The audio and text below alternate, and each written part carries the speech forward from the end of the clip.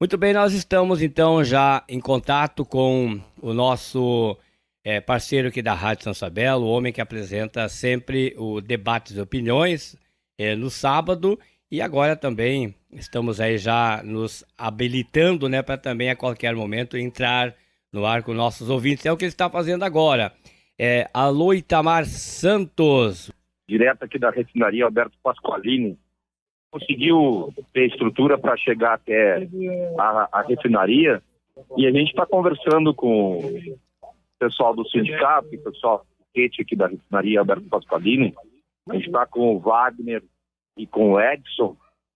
O Edson é representante sindical aqui do Sindipetro, e eles vão conversar um pouco com nós sobre como é constituída essa refinaria, qual é o papel dessa refinaria para o Rio Grande do Sul e para o Brasil, né? O que ela produz, quantas pessoas emprega, como é que é a vida, né? A ideia que a gente está construindo aqui é levar para o nosso ouvinte essa informação do que é uma refinaria, não só a questão meramente da greve em si, né? Mas também usar o motivo. O que ela representa, né, Itamar?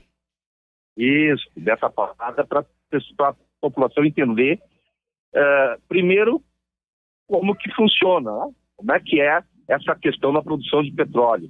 E depois a gente concluir aí a questão com que é a parada de hoje.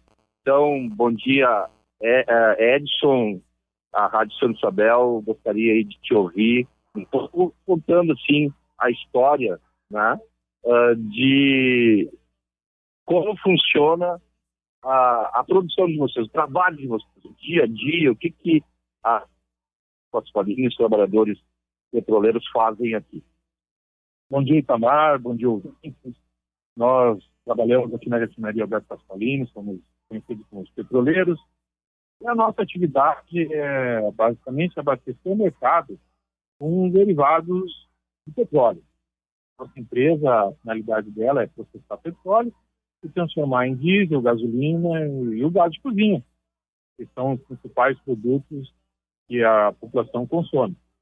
Então, aqui a gente recebe o petróleo que vem produto lá do litoral, vem de Tramandaí, e produto terrestre, chega até a refinaria e nas nossas plantas ele é convertido, beneficiado nesses produtos que a comunidade consome, no posto de gasolina, no GLP, né?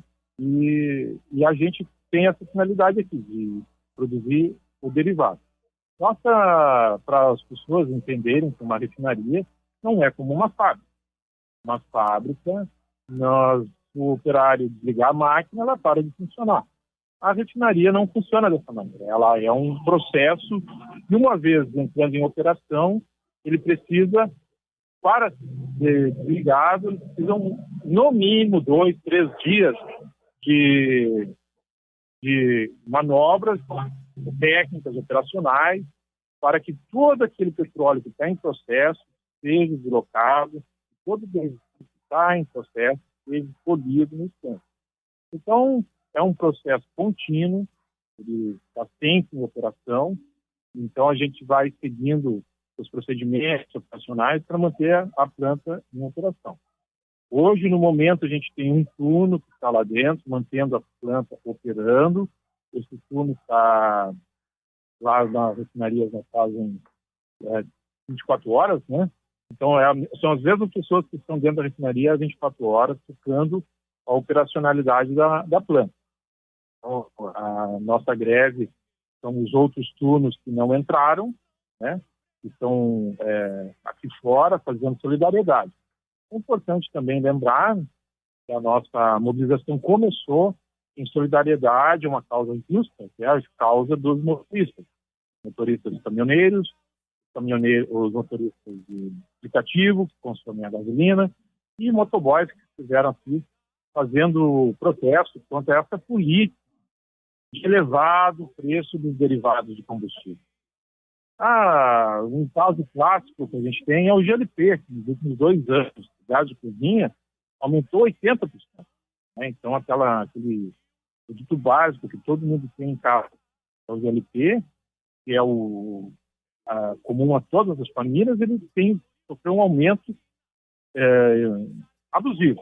Os combustíveis, como a gasolina e o diesel, da mesma forma. Essa política de aumento do preço não condiz com a realidade da nossa produção. Ela atende às necessidades do mercado internacional, das grandes multinacionais. Por que isso? Porque a Petrobras, o Brasil, nós temos petróleo dentro do Brasil. Nós não temos por que usar uma política de preço de um país que não é rico em petróleo. Então, essa política de preços alinhada ao mercado internacional corresponde a países que não possuem reservas de petróleo. E nós todos sabem, já ouvi falar do pré-sal. O pré-sal é uma riqueza nacional. E nós temos petróleo para processar e sermos autossuficientes. Como a Petrobras é uma empresa integrada, que vai desde o poço de petróleo até o posto de combustível, a gente consegue pôr no mercado um produto a um custo menor do que as indústrias internacionais, que são fragmentadas. Porque cada uma dos fragmentos vai querer ter seu lucro em separado. Quando a empresa tem o conjunto todo do processo na mão, a exploração, o transporte, o processamento, esse produto, ela consegue reduzir seus custos. Uma indústria privatizada vai querer seus lucros à parte. A produtora, a exploradora vai querer ter seu lucro. A que faz o transporte vai querer ter o seu lucro. A empresa que refina também vai querer ter o seu lucro. E aquele que vende também vai querer ter o seu lucro. Então, somando tudo isso, o custo na bomba de combustível é mais elevado. Isso explica por que nós defendemos que a Petrobras continue sendo uma empresa integrada, uma empresa de nível nacional e não seja privatizada. Esse é o nosso entendimento. Essa é simples quando a gente coloca que se as empresas forem privatizadas, vai sim cada vez mais aumentar o preço dos combustíveis. Ao contrário do que as pessoas dizem, que privatizando vai reduzir. É muito simples isso. A gente também está aqui com o Wagner. Em Wagner, quantos servidores concursados tem aqui na refinaria atualmente? E quando que vocês... eu sei que a história de luta dos petroleiros é antiga já, mas no último período agora, né?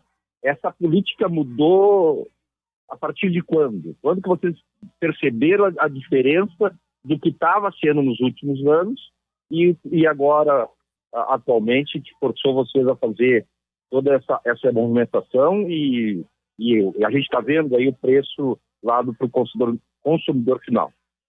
Bom dia, Tamar. Bom dia aos ouvintes da Rádio Santo Gabriel. Bom, nós aqui, concursados, somos em torno de 750 funcionários. Tem o pessoal do apoio e não concursado, chega em torno de 1.500.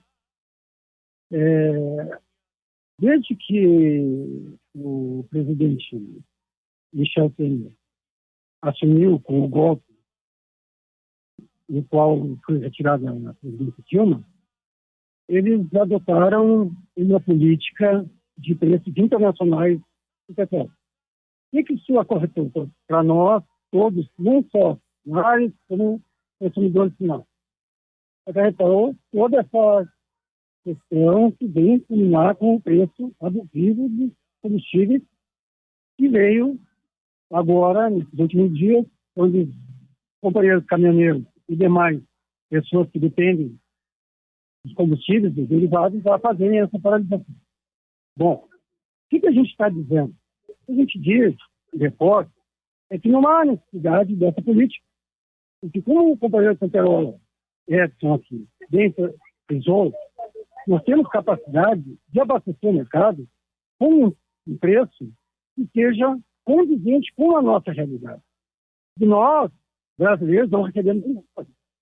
Nós recebemos em real cada vez mais valorizado. Com política de preço de combustíveis atrelados ao dólar, nós temos hoje um botijão de gás GLP por 10% do valor do salário mínimo. E todos nós sabemos que não vai parar aqui. Todos nós demandamos combustível. Logo, a nossa luta, a nossa bandeira é para explicar essa política abusiva que faz com que cada vez mais, através desse preço, estejamos empobrecendo. Wagner e Edson, a gente que está lá do lado da comunidade, que vive a vida que vocês vivem aqui, que tem esse domínio todo da técnica e da política sobre a questão do petróleo, a gente vê muita coisa que a gasolina brasileira vai para o Paraguai, e lá está 2,60, a gasolina brasileira vai para a Bolívia e está também irrisório, né? E a gente fica, que é leigo na matéria, fica se perguntando por que acontece isso? É muito simples. Foi aprovado no passado a Lei Candir. A Lei Candir desonera os produtos de exportação, a exportação de impostos. Você pegar a dívida do nosso Estado e ver, naquela época, quando foi aprovada a Lei Candir, né, se não me engano, na década de 90, o governo teria que fazer a contrapartida da isenção de impostos para os estados. Se nós pegarmos a dívida do nosso Estado, nós vamos ver que ela corresponde exatamente ao valor que o governo federal não restitui ao Estado por conta da Lei Candir. Isenta os produtos de exportação de impostos. Qualquer produto que vai para o exterior, seja soja, seja uma máquina, seja um derivado de petróleo, será isento de impostos. Então, a nota fiscal de exportação, ela é zero em imposto. Esse produto que chega lá no Paraguai, chega em alguma cidade da Bolívia, chega no Uruguai, qualquer outro país que importe combustível brasileiro, vai receber o preço de custo da refinaria. A carga tributária no Brasil, ela é elevada, mas não é esse o problema hoje. O problema é que ela sempre foi elevada.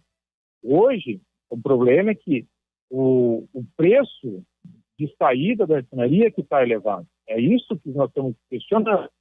A gente sabe que algum tempo atrás não se praticavam esses valores atrás, mas essa que é a realidade. Quando um país importa o combustível do Brasil, ele paga o preço que a refinaria cobra na saída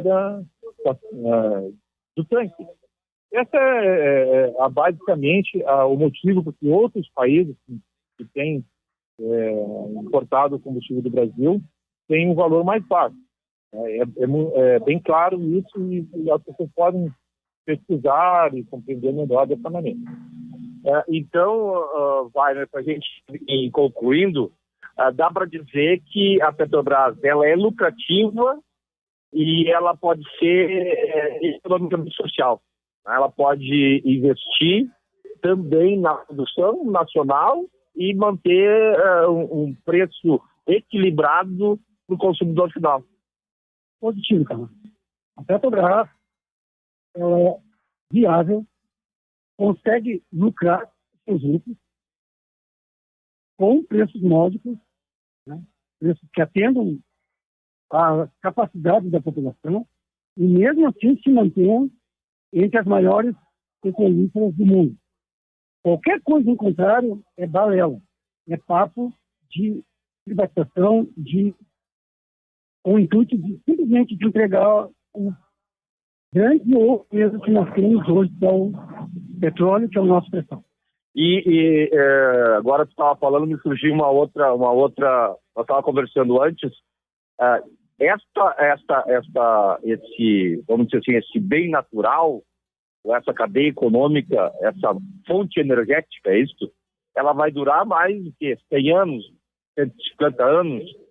Então, quer dizer, a Petrobras tem sobrevida de mais de um século, no mínimo. Perfeito. Durante o governo anterior, a Petrobras começou a investir em outras formas de energia. O nosso lema era energia, Petrobras, energia é o nosso desafio. A energia é o nosso desafio. Obrigado. Olha, estudos mostram que o petróleo será a matriz energética mundial por no mínimo mais 100 anos.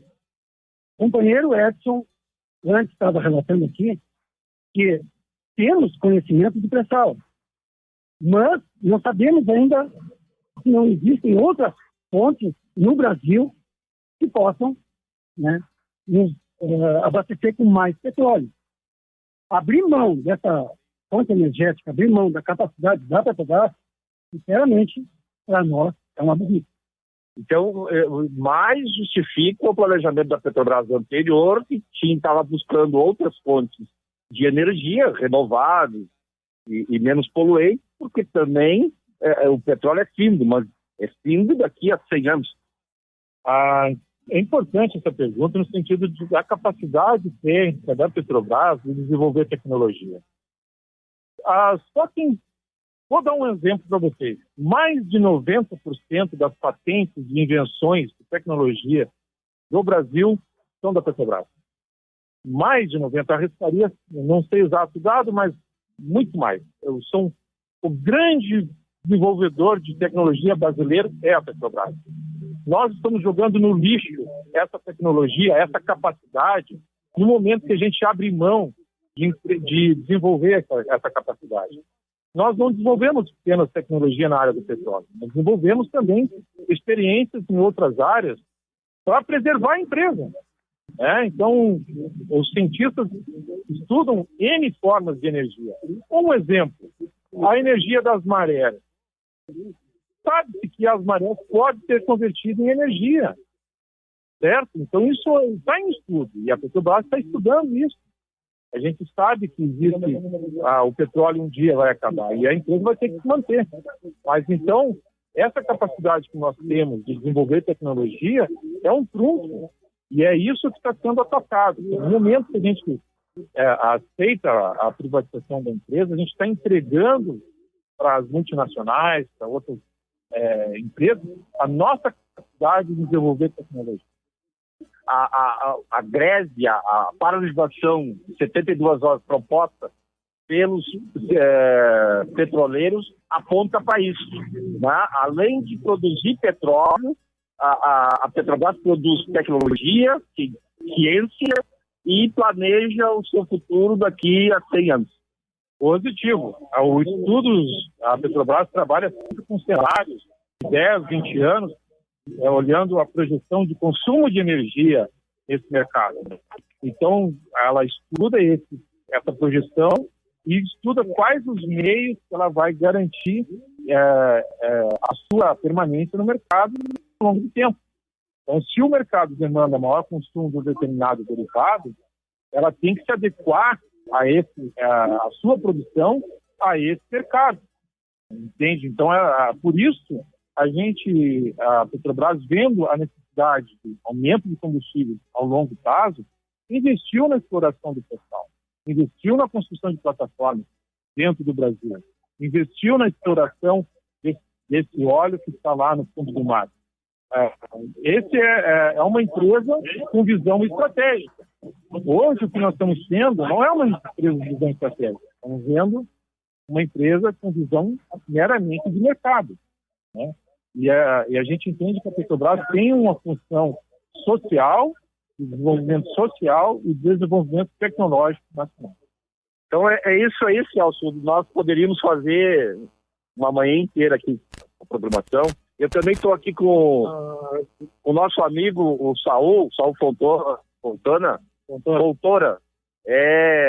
nosso parceiro lá na Associação dos Aposentados e foi técnico de segurança do trabalho na área do petróleo. Então, o Saul tem petroquímico. Me perdoe que eu não sou da... o Saul tem uma questão aqui, para a gente encerrar. Eu gostaria que eu falasse sobre a colocação do álcool na gasolina que começou lá na década de 80. O álcool na gasolina, ele veio como uma alternativa para suprir o mercado com uma quantidade maior de combustível. Você coloca álcool na gasolina e está, em outras palavras, aumentando a produção de gasolina, de derivados. Né? E também há a questão aí de que contentar a produção de álcool nacional. Porque à época o projeto de carro a álcool, nós bem sabemos, havia falido. Então, como é que você vai dar vazão a essa produção de álcool? Esse investimento que o dinheiro, o pessoal que produzia álcool tinha, aquele dinheiro ali investido. O que aconteceu? Vamos colocar álcool na gasolina, misturar o álcool para a gasolina, também com o intuito de dar um aporte maior de combustível ao mercado. Mas essa pergunta do álcool é importante, né? Essa pergunta do álcool é muito importante porque ela nasce da falta de combustíveis, da falta de petróleo no mercado. Quando houve a crise dos países árabes, as guerras nos países árabes, né? Guerra de 60 e 70, os navios que traziam o petróleo de lá tinham que contornar a África para chegar ao Brasil. Isso se tornou muito caro, um custo muito elevado. Então, isso criou a famosa crise do petróleo. Né? O Brasil não tinha produção. Nós não tínhamos a produção autossuficiente, então nós tínhamos que importar esse produto. Como alternativa, foi buscado um combustível alternativo para o álcool. Né? Então, hoje, o que a gente consome o álcool é resultado de uma crise gerada lá na década de 60 e 70 da produção de petróleo. Isso levou ao alto custo, a preços astronômicos do barril de petróleo. Foi a primeira crise de petróleo que encareceu o produto. Nós tivemos uma solução nacional de desenvolver um combustível alternativo ao petróleo. Hoje, o álcool é adicionado à gasolina também com um papel tecnológico. Ele também é adicionado para ajustar a octanagem da gasolina. Então, uma parte dela... E é tecnologia nossa. É a tecnologia nossa, mas que já está sendo adotada em várias partes do mundo. Então, não é só no Brasil, hoje, que se adiciona o etanol à gasolina. Isso já está implementado em vários países e é legalizado adicionamento de álcool à gasolina. Mais uma pergunta aí, Tamar. O Edson deve saber, estou sabendo que, claro, é mais novo que nós, assim, nós dois, né? E na época do presidente João Figueiredo, que era o militar, ele criou o ágio da gasolina, né? Pagaria mais caro, que depois esse dinheiro ia ser devolvido para a população. Claro, ninguém tirou nota fiscal, não foi devolvido. O que tu fala disso, Edson? Olha, eu tenho uma vaga lembrança dessa informação aí. Eu me lembro de um caso aí que o Edson não era nascido. Não, o João Figueiredo já era eu sou de 67, né? Ele é mais novo que nós, viu? Então, olha só. Eu me lembro de a gente fazer fila nos postos de gasolina na sexta-feira, porque sábado e domingo os postos eram fechados. A nova geração, né? Muito bem lembrado aqui, não passou pelas situações que nós passamos na década de 80 ou antes de racionamento de combustível. Hoje nós vivemos uma situação de pleno abastecimento. Quem viveu a década dos anos 80 e tinha que abastecer o carro na sexta para ir à praia e voltar no sábado e domingo, né, sabe que quando chegava na praia tinha que esconder a chave do carro para poder retornar no domingo. Essa realidade que foi fruto da crise do petróleo da década de 70, hoje a gente não tem mais, graças à nossa capacidade de produção. Nossa capacidade de produzir petróleo, e processar esse petróleo no Brasil é ampla. Nós temos plena capacidade de atender ao mercado. Então, essa pergunta foi muito boa para que os jovens vejam como nós evoluímos nesses últimos anos. Como nós tivemos uma evolução da capacidade de produção muito importante. Nós podemos, num determinado momento, uma guerra, uma crise de energia ocorrer novamente, a gente tem que retornar ao passado. Tem que racionar combustível por cliente, racionar o consumo de GLP por família. Então, a história, ela trabalha em um ciclo, ela não é contínua. É possível que a gente, no futuro, tenha uma nova crise. Então tá, Celso, já estamos aqui há 27 minutos nessa conversa boa. Tem alguma pergunta daí, Celso? Não, Itamar, assim, ó, eu creio que fosse muito bem colocadas as questões aí, muito esclarecedoras. Eu acho que isso é fundamental, viu? Qual é o impacto desta paralisação, digamos assim, desta visão que os petroleiros estão tendo? Porque o impacto dos caminhoneiros, ela é mais benéfica aos empresários. E essa dos petroleiros, como é que seria esse impacto? Eu entendi. O Edson te entendeu aí. Me entendeu? Ok. A pergunta básica é se a gente estiver em greve, isso vai ter impacto no abastecimento. Como nos colocamos no início lá, a gente não para a planta de imediato.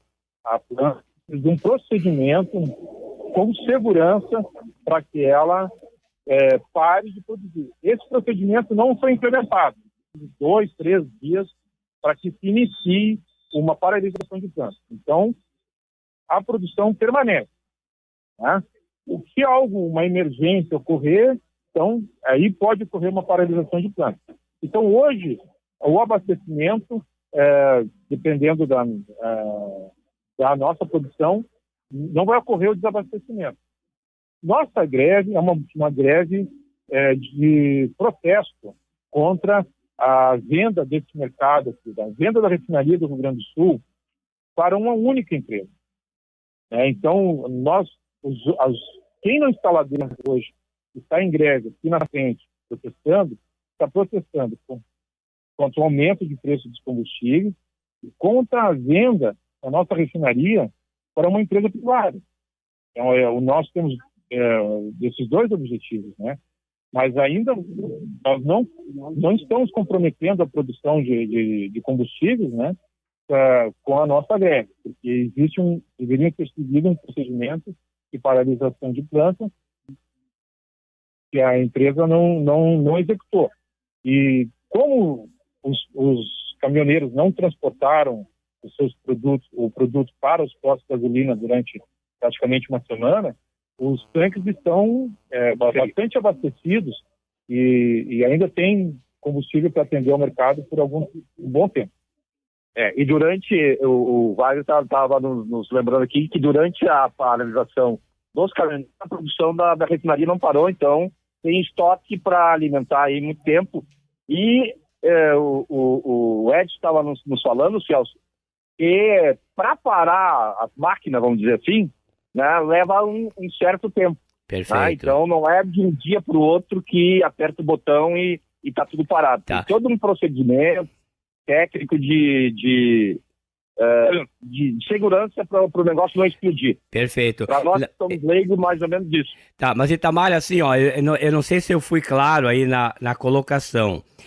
No meu ponto de vista, a greve dos caminhoneiros ou a paralisação, ela beneficiou mais os empresários... Fala mais no telefone, Celso. É por causa do meu... porque eu estou eu estou tirando o áudio do próprio celular, então fica um pouquinho complicado.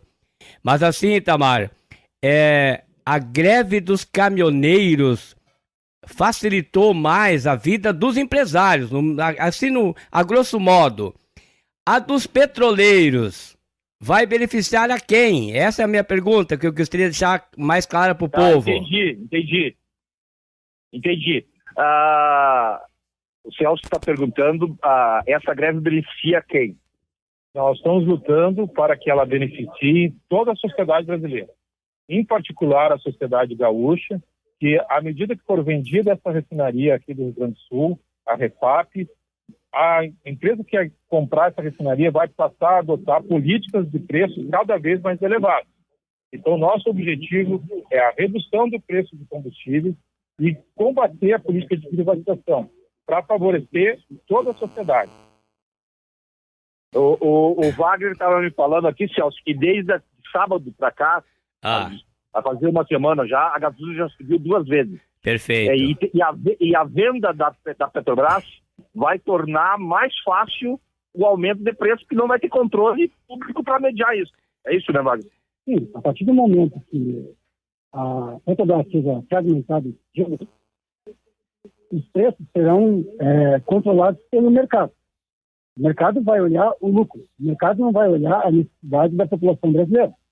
Que, de uma forma ou de outra, sendo totalmente apolítico, até 2 anos isso será feito.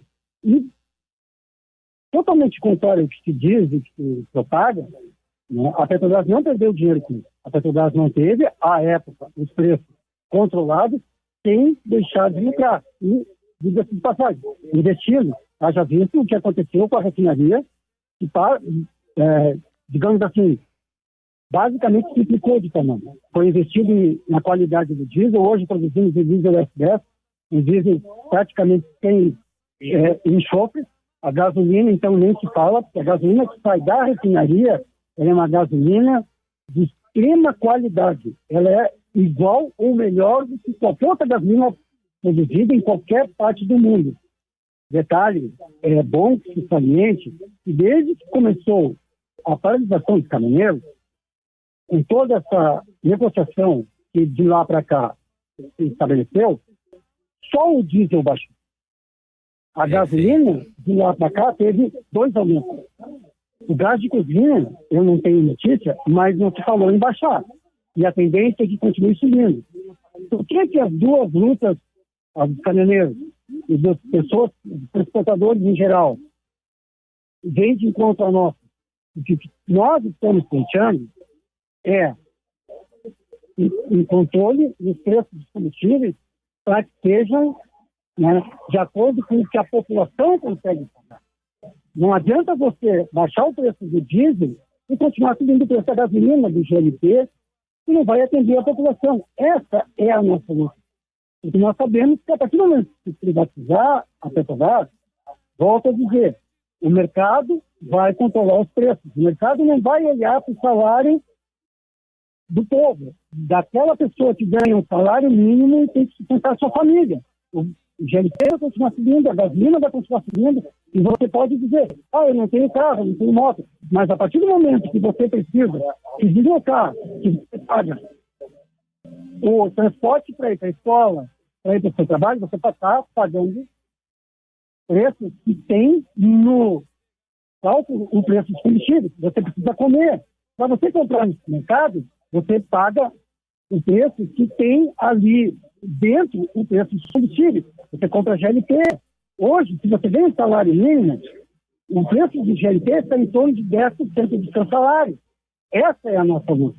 Essa é a nossa bandeira. Quando nós dizemos para não privatizar, nós estamos defendendo isso também. Só isso, Celso. Uns tentam nos passar.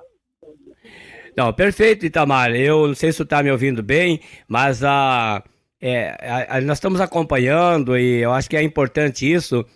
Houve, né, da parte aí da população, mais do que nunca, uma conscientização de que é possível mudar as coisas, né, a partir de uma atitude, assim como foi essa dos caminhoneiros. Agora, na calada da noite de ontem para cá, os deputados, né, ignorando todo o processo brasileiro aí. Celso, oi. Deixa eu te atrapalhar aqui. O Edson e o Wagner vão se despedir, que eles estão indo para outra região aqui. Perfeito. Celso, só um pouquinho. Eu volto contigo. Perfeito. Então, a gente agradece a Rádio Santa Isabel, a audiência, a paciência de nos ouvir, as nossas explicações, e agradece aqui a oportunidade de esclarecer a nossa posição diante dessa crise que estamos passando. Os petroleiros do Rio Grande do Sul são solidários às causas do povo gaúcho e do povo brasileiro. Obrigado, Edson. Itamar, a gente agradece a oportunidade de poder se expressar a você, Itamar, a oportunidade de estar levando à população gaúcha alguns esclarecimentos que pelas vias normais a gente não consegue fazer. Então, muito obrigado a você, Itamar, ao pessoal aí, obrigado pela audiência. Valeu, boa luta para vocês e a gente vai encerrando por aqui então, Celso. Tá bom, Itamar, muito obrigado aí. Assine essa matéria para nós então aí. Então, Itamar Santos, direto da refinaria Alberto Pasqualini para a Rádio Santa Isabel. Muito bom, então tivemos aí esse espaço aqui no nosso programa, no programa Debates e Opiniões, que vai sempre aí com a participação do Itamar Santos, e hoje então trazendo ao vivo, né, uma palavra lá da refinaria Alberto Pasqualini, com os próprios petroleiros, que dando aí a sua versão e o seu olhar sobre esse processo todo que está perpassando aí pelo Brasil.